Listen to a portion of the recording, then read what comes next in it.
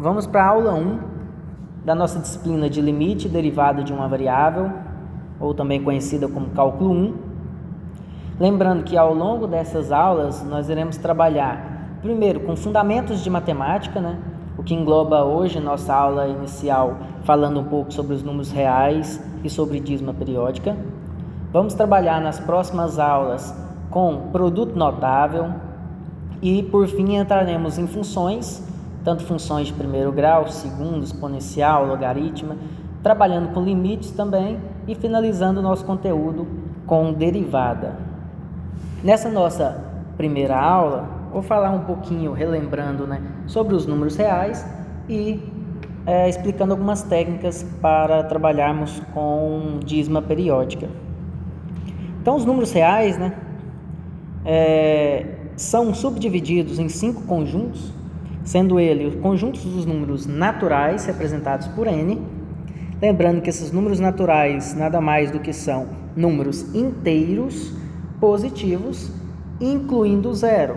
Então, quando eu tenho um conjunto formado por 0, 1, 2, 3, 4, 10, 20, 50, 1000 e assim por diante, temos um exemplo claro de um conjunto de números naturais.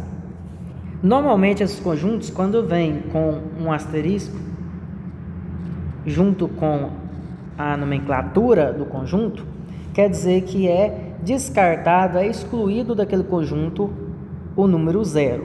Então, n asterisco teria como única diferença a retirada aqui do número 0 do nosso conjunto.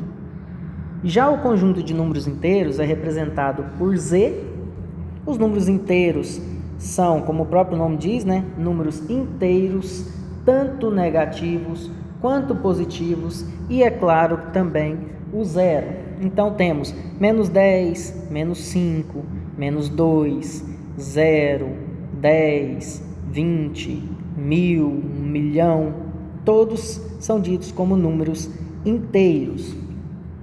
E existe uma diferença entre eles quando eu quero trabalhar com conjunto de inteiros positivos, conjunto de inteiros negativos, conjunto de inteiros com exceção do zero, ou seja, com um asterisco, positivos, números inteiros com exceção do zero, só que negativos. Então, são subconjuntos do conjunto de número inteiro.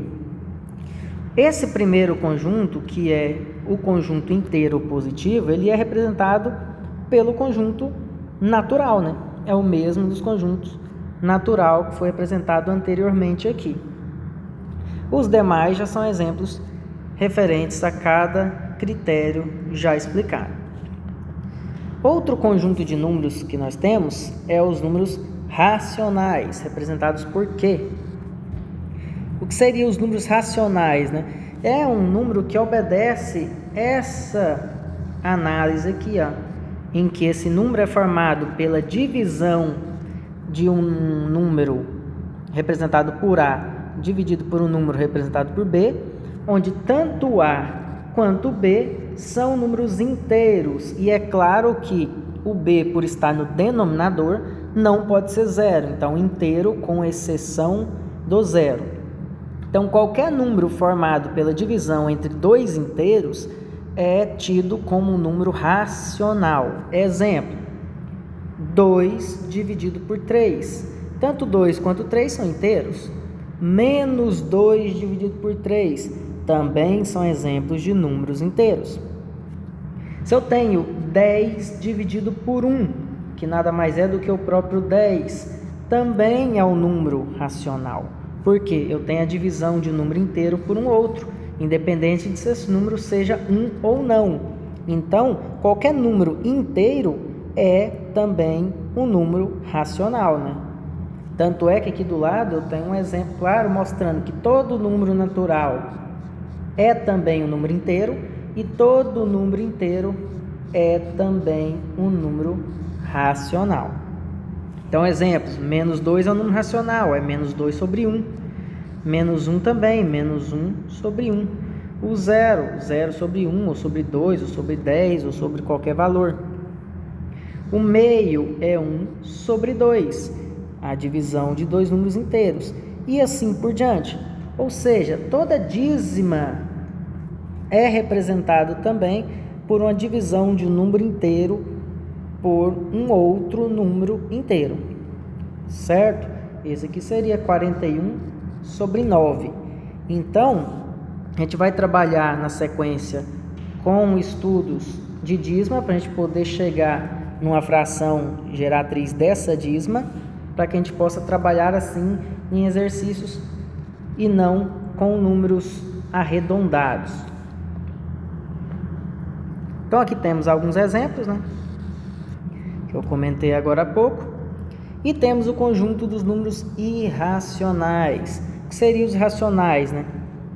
É um conjunto representado pela letra I, é formado por números decimais infinitos e que não são periódicos, não são uma dízima, né? Ou seja, que não consigo converter em um número inteiro sobre um outro número inteiro. Então, exemplo de número irracional, o π é uma sequência de números que não tem um período, não tem uma sequência lógica. Raiz de 2 também é um exemplo.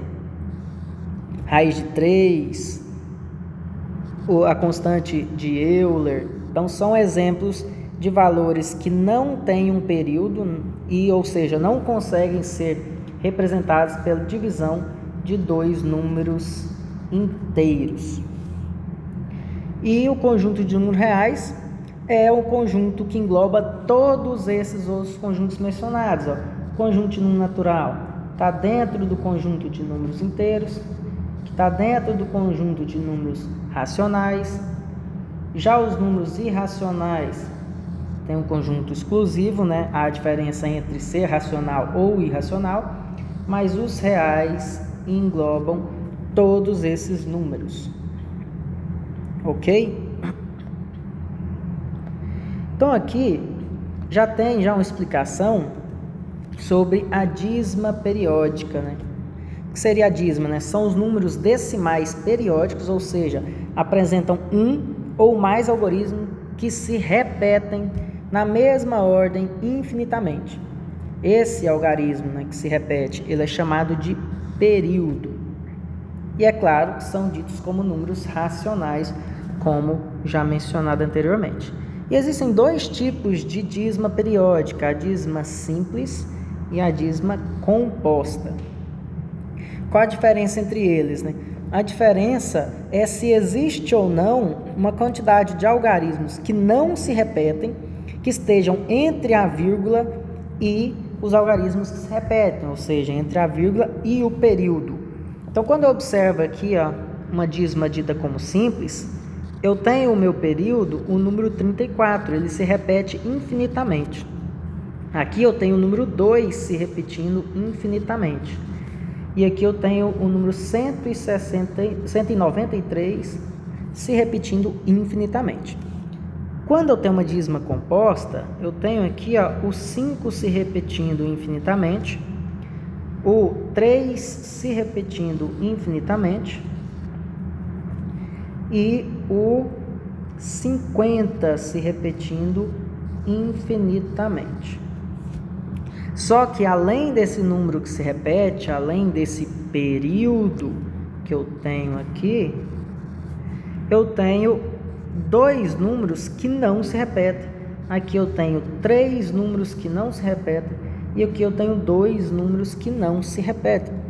Então, isso faz com que eu denomine essa dízima como uma dízima composta.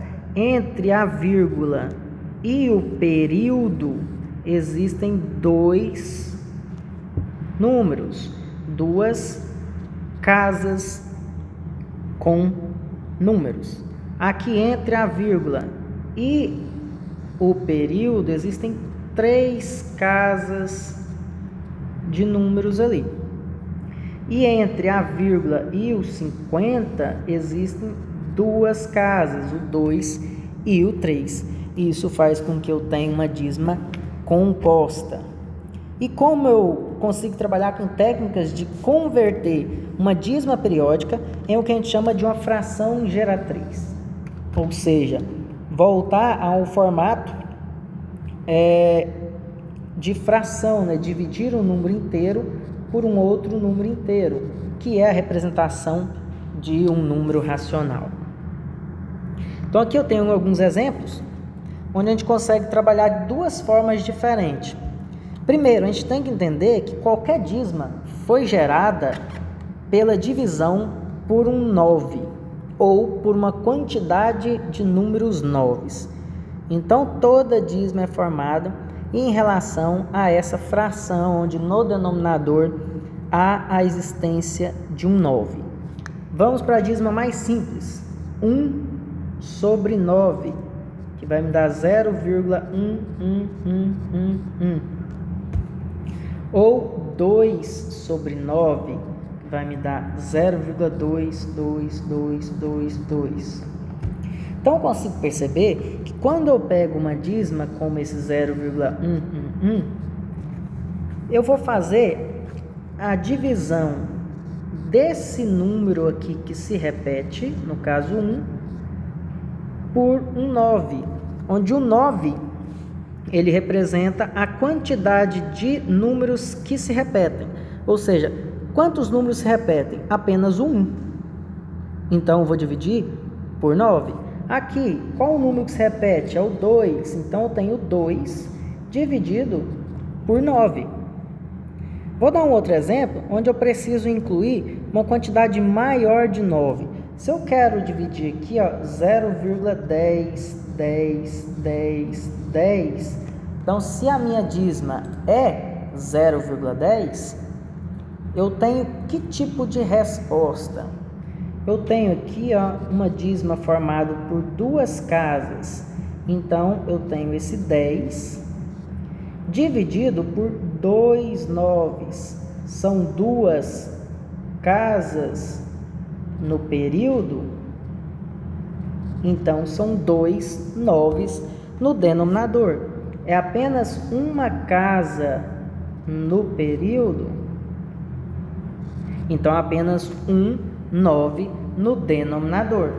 Mais um exemplo para ficar bem claro: 0,100, 100.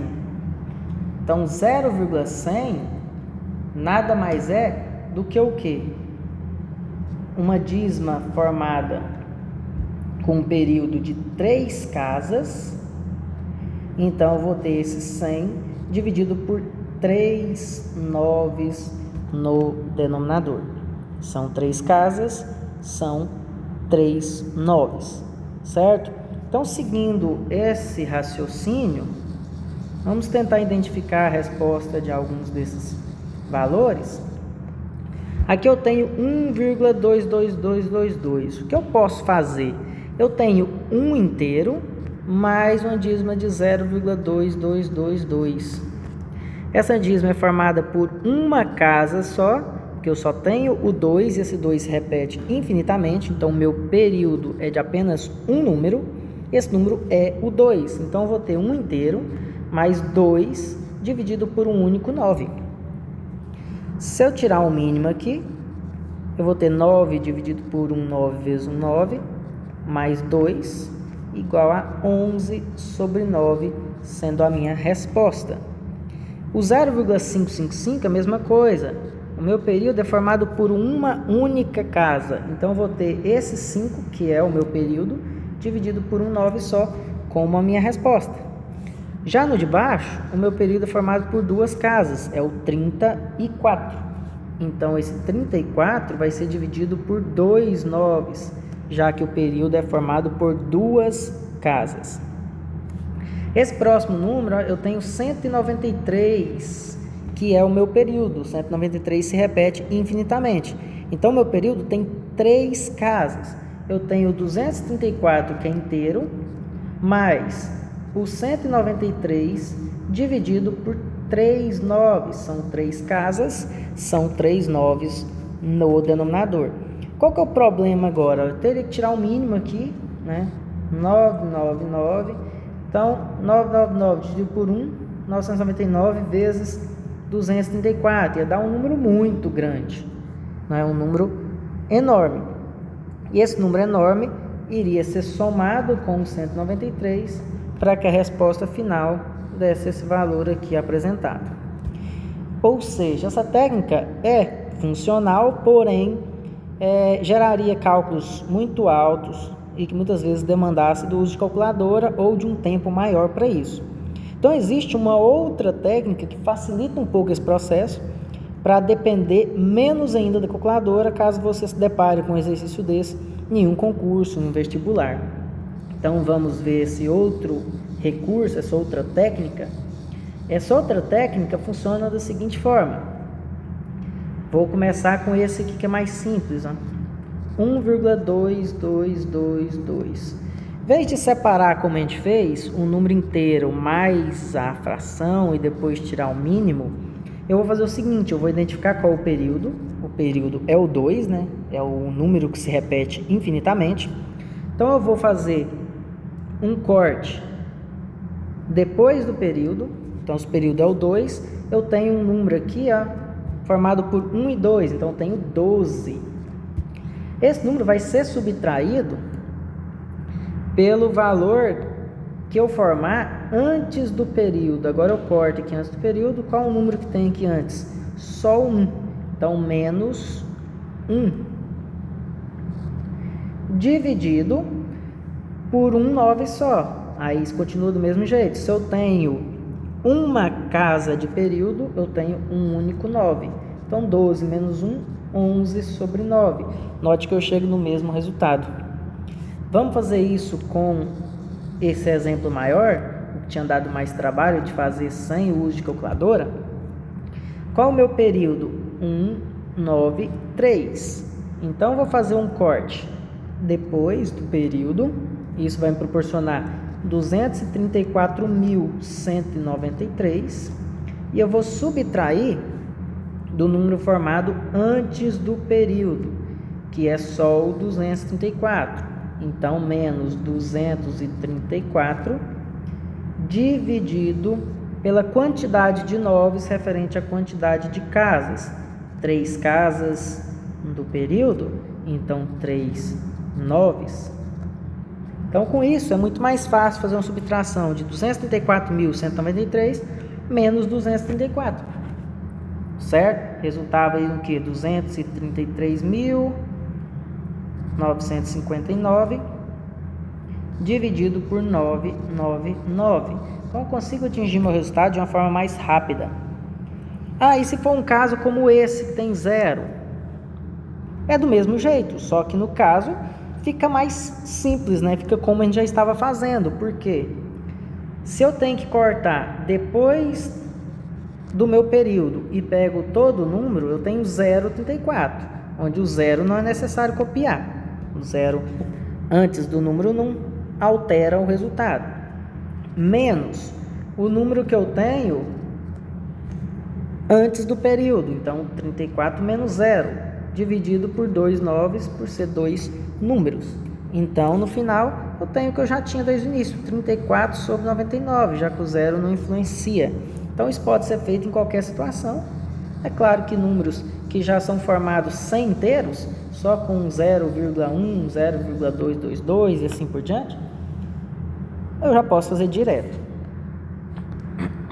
Aqui tinha mais alguns exemplos, ó. Eu tenho um exemplo de 3,12555, agora para casos que são compostos. Para casos compostos, eu preciso trabalhar não só com os noves, mas também com a inclusão de zeros em algumas situações. Lembra que a quantidade de noves é referente à quantidade de casas que tem dentro da dízima? A quantidade de 0 vai ser referente à quantidade de casas que tem no número que não é periódico, que não é dízima. Vamos tentar entender. Nesse número aqui, quem é a dízima? É o 5. O 5 se repete infinitamente. Logo, eu tenho uma única casa referente à minha dízima, só o 5.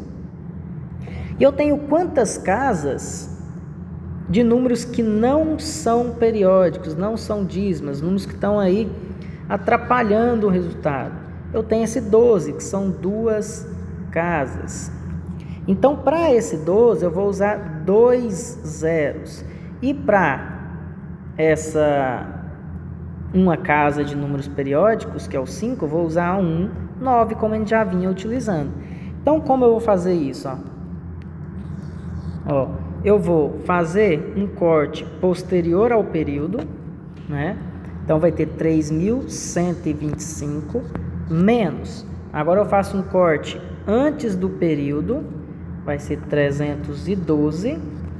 E vou dividir isso por um 9 só, porque eu só tenho uma casa no meu período, e 2 zeros, porque eu tenho duas casas de números não periódicos, certo? Que é o meu 0,12 ali, ó. Então, no final das contas, eu tenho 3.125 menos 312 dividido por 900. 2.813 dividido por 900. Esse seria o nosso resultado final. Por que a gente acrescenta zero nessas casas aqui que não são dízimo? A gente pode perceber nessa outra resolução aqui, ó. Aqui somou-se o número 3 inteiro, mais 0,12, mais 5 dividido por 900. Por quê? Porque o 5, ele não está simplesmente aqui, ó, no decimal. Ele pode estar no centesimal, que é 10 vezes menos, ou pode estar no milésimo, que é o caso que está acontecendo ali, que é 1000 vezes menos, né? Então, isso que está acontecendo. Quando eu tenho só o 0,5, eu vou dividir apenas por o 9. Quando eu tenho 0,05, eu tenho que dividir por 90. E se eu tenho 0,005, eu já preciso dividir por 900. Então, daí que sai essa quantidade de zero necessária. É claro que isso já está embutido na regra, é só para que vocês consigam entender melhor. Vamos ver se foi entendido nesse próximo exemplo? Qual a minha dízima aqui? Qual o meu período? É o 3. O 3 é o meu período. O restante dos números não se repetem. Então, o meu período é formado por uma única casa. Então, vai ter um único 9. Porém, eu tenho 3 casas de números que não são periódicos. Então, eu tenho 3 casas de números que não fazem parte da dízima, não são periódicos, vão resultar em 3 zeros. Então, separando aqui, um corte depois da dízima, teremos 97.863 menos, agora um corte anterior à dízima, 9.786, e irei dividir tudo isso por um 9 só e 3 zeros, por 9.000. Aí, ao subtrair isso, eu terei 88.077 dividido por 9.000. Tá claro, pessoal? Vamos então continuar o raciocínio para depois a gente poder resolver alguns exercícios. O último conteúdo dessa primeira aula é o quadrado perfeito, né? A definição de um número quadrado perfeito pode ser entendido como um número natural inteiro positivo, cuja raiz quadrada é também um número natural, ou seja, inteiro positivo. Então, quando eu tenho, por exemplo, 36, quando eu tiro a raiz de 36, eu vou ter o número inteiro, que seria 6. Quando eu tenho raiz de 25, eu tenho o número inteiro, que seria o 5. Quando eu tenho raiz de 121, eu terei o número inteiro, que seria o 11. Ou seja, né, ele é um quadrado perfeito, porque 6 ao quadrado vai se tornar ele, 5 ao quadrado vai se tornar o 25, e 11 ao quadrado vai se tornar o 121. Então, esses são exemplos de quadrados perfeitos. Então, eu posso perguntar se um determinado número é ou não um quadrado perfeito. Então, vamos dar um exemplo. Eu tenho aqui 2.704. Ele é ou não é um quadrado perfeito? Existe algum número inteiro positivo que, quando eu elevo ao quadrado, vai ter como resposta 2.704? Essa que é a pergunta. Então, isso é feito quando a gente trabalha com fatoração. Então, se eu fatoro os 2.704, o que eu vou obter? Vou dividir por 2, aí ele vai cair pela metade. Divide por 2 pela metade. Por 2, reduz a metade novamente. Por 2, reduz para 169. O próximo número a se dividir um 169 seria o 13, que resulta em 13, dividido pelo próprio 13 de novo, dá 1. Então, 2.704 nada mais é do que a multiplicação de 2 à quarta por 13 ao quadrado. Só de eu ter dados de multiplicação com expoentes pares, já te induz a ter certeza que isso é um quadrado perfeito. Mas para ficar mais claro, vamos separar em números que se elevam ao quadrado. Esse 2 à quarta nada mais é do que 2 ao quadrado vezes 2 ao quadrado vezes 3 ao quadrado. Então eu tenho 2 vezes 2 vezes 13 ao quadrado, ou seja, 52 ao quadrado é exatamente 2.704. Então, esse valor é um quadrado perfeito, sim, e o valor encontrado desse quadrado perfeito é 52 ao quadrado, certo? E se esse número gerasse um resultado aqui, ó, ímpar, por exemplo, 2 na quinta vezes 13 ao quadrado, ou seja, se esse número fosse o dobro de 2.704, se a gente estivesse analisando, por exemplo, o 5.408, esse seria o resultado dele. Ele não é um quadrado perfeito, porque está sobrando 2 vezes 52 ao quadrado. Então, para que ele se tornasse quadrado perfeito, eu teria que, no mínimo, multiplicar ele por 2, ou seja, o próximo número, 10.816, seria sim um quadrado perfeito, porque ele seria 2 ao quadrado vezes 52 ao quadrado. Ele seria 104 ao quadrado. Ou seja, 104 ao quadrado teria como resposta 10.816. Então, a gente vai analisar quadrado perfeito seguindo esse princípio de fatorar e identificar se os valores encontrados nessa fatoração estão ali impares, né? Ou seja, estão elevados a um expoente par. Só lembrando, nesse sistema de fatoração, né, que normalmente a gente sempre, na hora de fatorar, utiliza-se somente de números primos aqui, né? Então, caso fique difícil encontrar um número, por exemplo, 169, você tem a dificuldade em chegar no 13, você não vai testar de 1 por 1, você testa dividido por 2. Não é o caso por não ser par. Divide por 3, isso também não vai acontecer. Divide por 5, também não vai dar certo. Por 7, por 11, e aí chegaria no 13. Certo? Depois 17, 23 e assim por diante. Você vai dividindo por números primos, 19 também, né? E por números primos, até visualizar se esse número ele consegue dividir por um outro número inteiro ou se ele realmente é um próprio primo. Porque aí, se ele for um número primo, ele simplesmente também se encerra ali dividindo apenas por ele mesmo. Então aqui temos alguma listinha de exercícios para vocês resolverem. Nessa lista temos aqui algumas dízimas iniciais bem tranquilas, né? Que é 0,111 nada mais é do que 1 dividido por 9, 2 dividido por 9, 3 sobre 9 e assim por diante, até alguns mais complexos. Então vamos resolver alguns aleatórios, ó. 2,333, seguindo aquela regra, você define quem é a dízima, quem é o período, no caso só o 3, corta aqui, ó, 23, menos, corta de novo 2, dividido por um único 9, porque eu só tenho uma única casa de período. Então, 21 sobre 9 seria a nossa resposta ali. Se eu escolho um número aqui como esse 15 aqui, ó, ele tem um período formado por 3 casas, 123 se repetindo infinitamente. Então, eu vou cortar aqui, ó, após o 123, terei 25.123, menos, vou cortar agora anterior a esse 1, 2, 3, e aí eu vou ter apenas o 25, e vou dividir por 3 noves, são 3 casas, então são 3 noves. Então, 25.123 menos 25, vai ficar o quê? 25.098, porque 23 menos 23 vai ficar 25.100, e tem mais 2 para retirar, 25.098 dividido por 999. Então, essa seria a nossa resposta.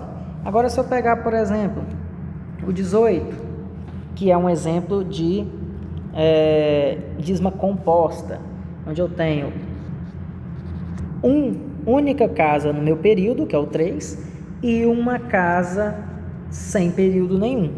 Então, nessa casa com período eu vou usar um 9, nessa casa sem período eu vou usar um 0. E aí eu vou fazer aqui, ó, 243 menos 24 dividido por 90. Então, no final eu teria o quê? 219 dividido por 90.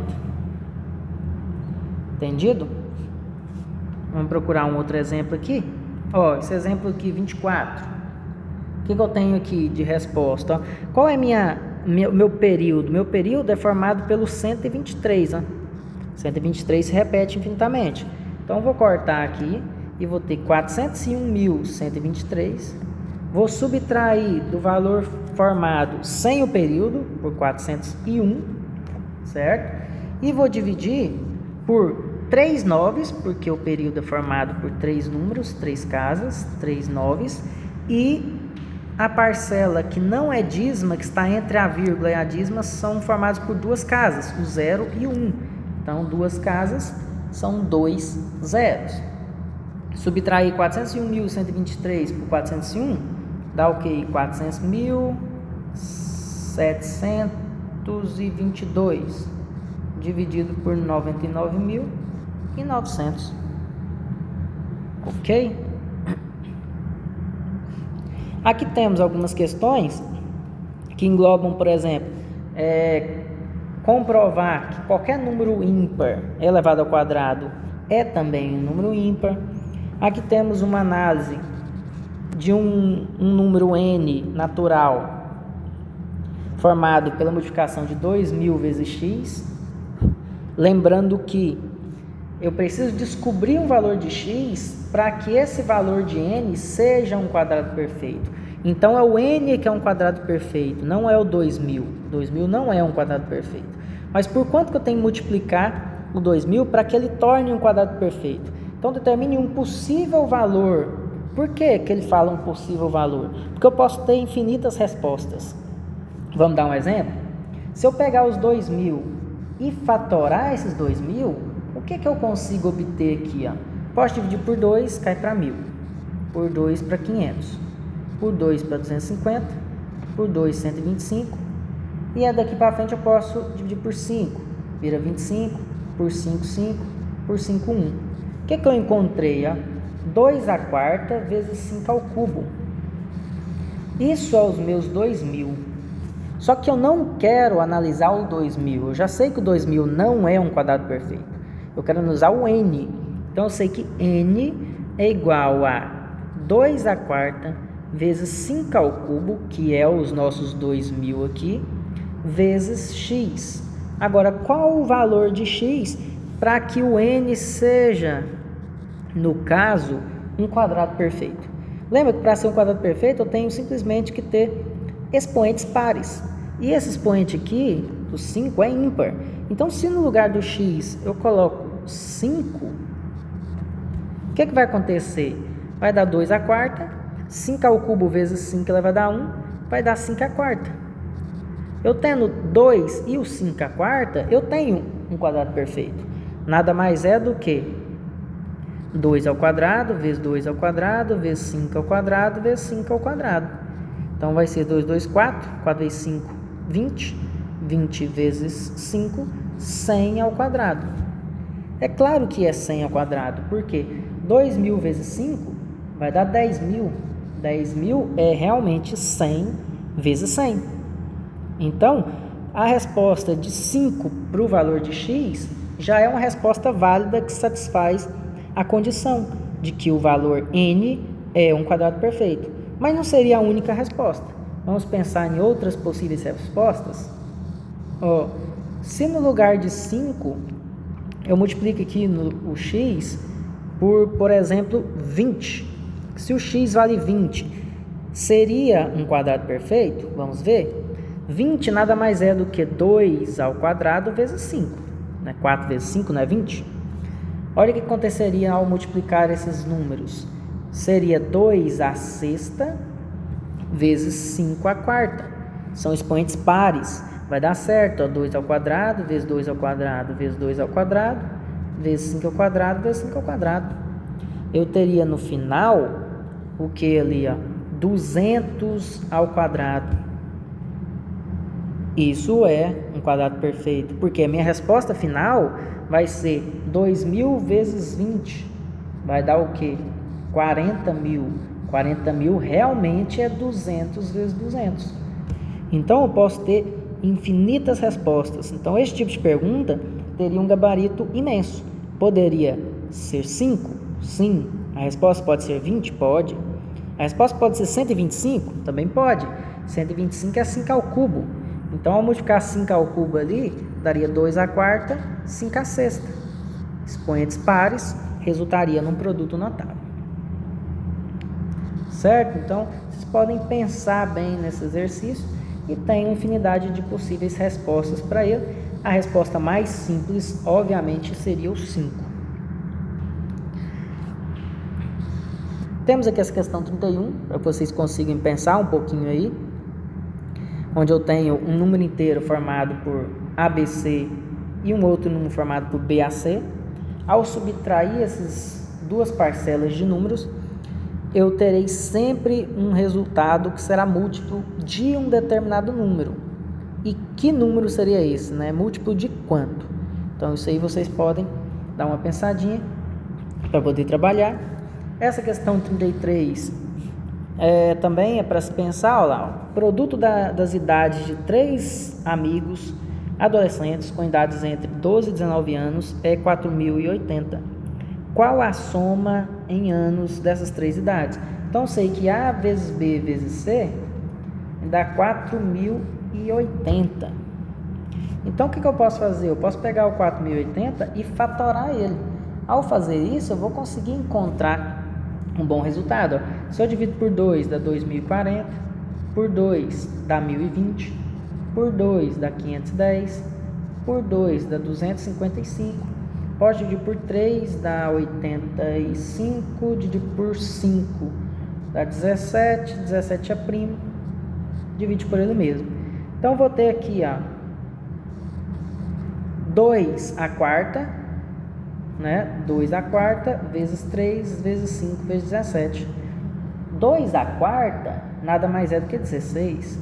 3 vezes 5 nada mais é do que 15 vezes 17. Então, 16 vezes 15 vezes 17 me dá 4.080. E esses 3 dados estão entre 12 e 19 anos de idade. Então, essas são as nossas 3 respostas. Como no exercício pede para somar as 3 idades, eu vou somar esses 3 valores e determinar o resultado final, somando aqui 10, 20, 30, 48 anos de idade. Então, essa seria a nossa resposta. E o exercício finaliza aqui com a determinação se é ou não quadrado perfeito de alguns números. E aqui é um simples exercício final, onde você só vai fazer a representação, né, em forma decimal. Quanto que é 12 dividido por 5? Né? Então, você pega 12 dividido por 5, vai ter ali 2 vezes 5, 10, sobra 2,4. E assim por diante. Ok? Então, bom trabalho aí, pessoal.